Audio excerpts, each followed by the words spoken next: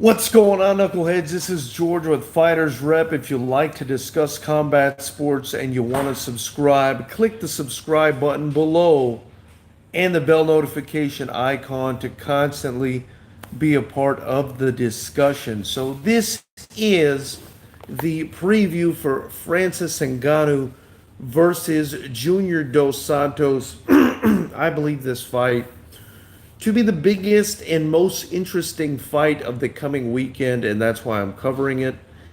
And I'm really excited to watch this fight because ever since the Andy Ruiz win over Anthony Joshua, there's been a resurgence, even more of a resurgence, in the interest in the heavyweight division in all combat sports. And what better fight and what better timing to come along than a fight between Francis Ngannou, who is an absolute beast and knockout artist, and Junior Dos Santos, who's also a knockout artist in his own right, a guy who's been at the top of the heavyweight division. How he squares up against Francis Ngannou. Now, we're going to start this preview prediction off by looking at both guys, looking at the tail of the tape, and then looking at the advantages and who we think wins. At that point, I'll turn it over to you guys, or you guys can comment and give your opinions at any time. So first things first, it looks like when it comes to the age, Francis Ngannou is only 32 years old versus Junior Dos Santos, who's a few years older. And so right there, when you're talking about your 30s, typically, I think guys in combat sports in their early 30s are going to fare better than guys in their mid to late 30s, like Junior Dos Santos, who's starting to, as a mid 30s fighter in the heavyweight division who's been stopped a few times. It's not the best. It's not the best thing for a heavyweight to be in his mid 30s having been stopped a few times. As far as reach goes, again, the advantage goes to Francis Ngannou, who has, I believe, something like a 5 or 6 inch reach advantage over Junior Dos Santos, who's basically the same exact height as Francis Ngannou. I think they're both listed as 6'4". And for, Francis to have a 5 or 6 inch reach advantage in that situation, that's a tremendous reach advantage. Before I continue, again, I want to apologize. I'm still on location in Miami, so we're not getting the typical Fighters Rep backdrop, but that will be a part of the backdrop, or we will have the standard Fighters Rep backdrop on Saturday for immediately after the Francis Ngannou versus Junior Dos Santos fight once we go live on Saturday. So back to the tail of the tape. Francis Ngannou has the age advantage, being a younger fighter. He's got the reach advantage. As far as speed and power, I do think that Francis Ngannou has the advantage as far as speed, and definitely as far as power. That's not to say that Junior Dos Santos can't knock somebody out. He definitely can. He's an absolute beast. But as far as just raw physical strength, power in the punches, and speed, and I would even go as far as athleticism, I've got to go with Francis Ngannou on this one. He's just an absolute nightmare physically for anybody, an absolute physical specimen. Marco Martinez just commented, "Thank you so much for joining the chat, Marco. Much appreciated. Junior is older, but he has way more fight miles on him. Like Kobe at 34 had 17 years on his knees. Dos Santos has had some damage over the years." And that I definitely agree with. So, just on the physical attributes alone, which is not something, as we've learned in recent times, we should dwell on too much, but just on physical attributes alone, Francis Ngannou, I think we should all agree, or could all agree, Francis Ngannou has the advantage in this fight. Now, when it comes to experience, Junior Dos Santos does have more experience. But as Marcos Martinez commented in the chat, that experience at this point in his career may start working against him, not from a fight IQ standpoint, obviously, but from a damage standpoint. Junior Dos Santos does have a lot of mileage on him. He's got a lot on the odometer. And a couple telling results on his record basically inform me in making a prediction in this fight. For instance, Junior Dos Santos, even though he knocked out Cain Velasquez the first time they fought, was absolutely destroyed by Cain Velasquez the last two times that they fought. Junior Dos Santos also basically got a tight, very tight, potentially controversial decision against Stipe Miocic the first time they fought, and then got put to sleep the second time they fought. And the reason these fights are important to bring up is because Cain Velasquez got destroyed by Francis Ngannou very, very quickly in Francis Ngannou's last fight. And Stipe Miocic, who also fought Francis Ngannou, took 5 rounds in a decision to beat Francis Ngannou. And Stipe Miocic also knocked Junior Dos Santos out. I think it was within the first round or second round or something like that. So the reason I look at Stipe as a barometer is if you watch the Stipe versus Francis fight, Francis obviously still green on the ground, wasn't able to handle Stipe's wrestling. But when it came to the striking, even though Francis Ngannou gassed, according to a lot of people, and obviously he wasn't as effective in the later rounds as he was in the beginning, even up until the very last second of that fight, anytime he would touch Stipe Miocic, I mean, if a breeze from one of his punches was sliding up against Stipe Miocic's face in that fight, Stipe Miocic was basically in danger of getting knocked out. And Francis Ngannou, because of that, reminds me and forces me to consider him as basically the Deontay Wilder of the UFC. He's the Deontay Wilder of the UFC's heavyweight division. And the reason I say is because regardless of skill level, regardless of experience, regardless of whatever, he's got that one punch knockout power that's just God-given, and not everybody has that. And while anybody in the heavyweight division can be knocked out, nobody needs to put less on a punch than Francis Ngannou does in order to knock somebody out. So, back to the odometer thing. I mean, Junior Dos Santos has been stopped several times by these upper echelon heavyweights, including Cain Velasquez and Stipe Miocic, guys who, couldn't do anything with Ngannou really as far as knocking him out. Stipe Miocic got the decision win against him, worked on the weakness, which was, Ngannou's wrestling, pulled out a decision win. But again, he was in danger from the very start to the very finish. Whereas Junior Dos Santos got laid out by Stipe Miocic. Now imagine if Stipe Miocic had the power to lay Junior Dos Santos out the way he did. And I'm not saying Stipe's weak at all, but as far as power punching, goes, he's not on the same level as Francis Ngannou. Nobody is in the UFC. So, I mean, if Stipe Miocic was able to knock JDS out like that, what's going to happen to JDS when Francis Ngannou lands a punch on him? If Cain Velasquez was able to TKO Junior Dos Santos, again, what's going to happen when Francis Ngannou lands a punch clean, and you know he's going to land a punch clean because, excuse me, because these guys are strikers, and this is going to be a striking match.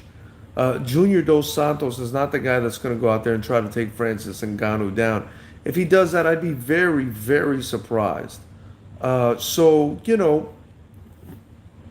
based on what I've said here and what I've communicated, I think the experience advantage, especially as of late, goes to Francis Ngannou.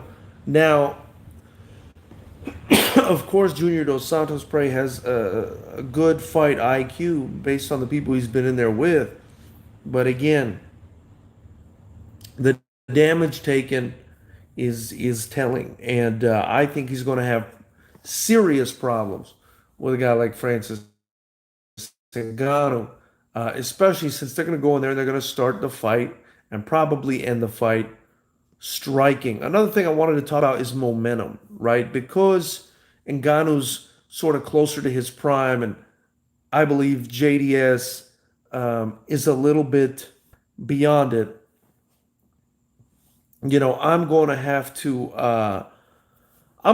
say that Francis Ngannou has the momentum in his favor. He's on a 2-fight win streak. JDS is on a 3-fight win streak, and it's just it's they've both got win streaks going on, but JDS just hasn't been fighting really uh, in a way and putting these guys away in a manner that would make me think that he's going to be able to stop a guy like Francis Ngannou, and also the quality of his opposition. I mean, he did stop Tuivasa, who's a tough guy, but he's no Francis Ngannou. And he did stop Derek Lewis, who's also another common opponent. But at that time, Francis Ngannou seemed to be having some kind of mental issue where he was kind of worried about pulling the trigger. This was after his loss to Stipe. But it looks like Francis Ngannou has gotten over that. He's gotten 2 wins in a row since then, knocking people out, just knocking people out, top-notch guys. Curtis Blades, and then Cain Velasquez, arguably one of the greatest heavyweights in the history of MMA. So, you know, JDS's wins versus Tuivasa and, versus Derek Lewis in what was basically a shootout where Derek Lewis got caught. It's just, for me, it sort of pales in comparison to what Francis Ngannou did against Cain Velasquez. And then just the fact that you have to be perfect throughout the fight against a focused, confident Francis Ngannou just makes it hard to pick against Francis Ngannou. So that brings me to my prediction. I've got to go with Francis Ngannou. Too big, too fast, too strong, um, too much. Excuse me, too much going his way right now. He's got youth on his side. JDS too close to the twilight of his career, and it's just I don't think he's going to be able to hang in there with a monster physical specimen like Francis Ngannou. Now, of course, I've been wrong before, but this is just the feeling I get from this fight. I mean, especially after watching what Alistair Overeem had to deal with when he fought Francis Ngannou. This fight for me is sort of reminiscent of that fight in that it's two guys that are going to go in there and strike. And I feel like we're going to have the same result. I feel like Francis Ngannou is going to get his hand raised at the end of the fight. And I feel like he's going to win this fight in devastating fashion. And Marco Martinez is saying Francis versus DC is super intriguing. So is a Stipe Francis rematch. It's all a question of Francis's mental state. What's crazy is what will happen when Junior lands. He's always had heavy hands. Marco, thank you so much for the donation to the super chat. My man, you definitely you're definitely appreciated very much.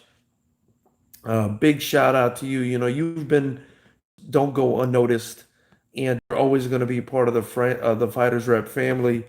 And I appreciate you very much doing that. That means a lot. Obviously, I'm going to be reinvesting this stuff right back into Fighters Rep, so I really appreciate it. We're actually working on something pretty awesome right now for Fighters Rep. We're getting a custom canvas made for the ring with the line in the middle. So, I'm using a lot of this money that hopefully we're going to be making on YouTube and in other avenues to put towards that, and then towards stepping up event production for Fighters Rep 7 on July 27th, which is going to be a banger and live right here on YouTube for free for anyone that wants to watch it. So I definitely agree. Francis versus DC is super intriguing, and that a Stipe versus Francis rematch is also intriguing. I think DC is going to be done after his next fight with Miocic, assuming he wins that fight, which I'm really also interested in because I think it'll be a great fight. Um, and Francis's mental state is also going to be important, but I think that may have been a hump that he got over. At least that's what I'm hoping, because I would love to see a peak performance Francis Ngannou from here on out. What an absolutely devastating, dangerous, and entertaining fighter that guy is. What's crazy is what will happen when Junior lands. I think if Junior lands clean, definitely he can do some damage. But I think Francis has shown a good chin. He's shown a very good chin. And I felt like Stipe landed some clean shots on Francis, and it didn't really rattle him too bad. I think Francis is, again, a very special physical specimen that knows how to work with what God gave him in that category. And I just think he's a tough out for anyone, my man. So there you have it, knuckleheads. That's my preview prediction of Francis Ngannou versus uh, Junior Dos Santos.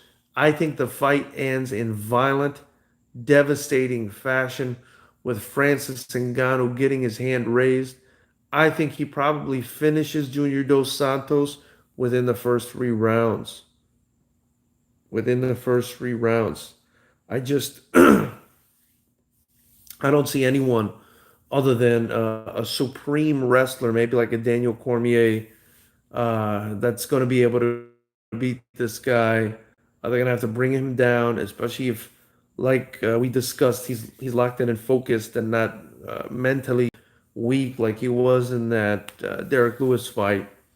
Uh, there's going to have to be some kind of serious wrestling going on to neutralize Francis Ngannou's vicious power. And every fight starts standing, and he's dangerous every second of every round, just like Deontay Wilder is in the heavyweight division in boxing.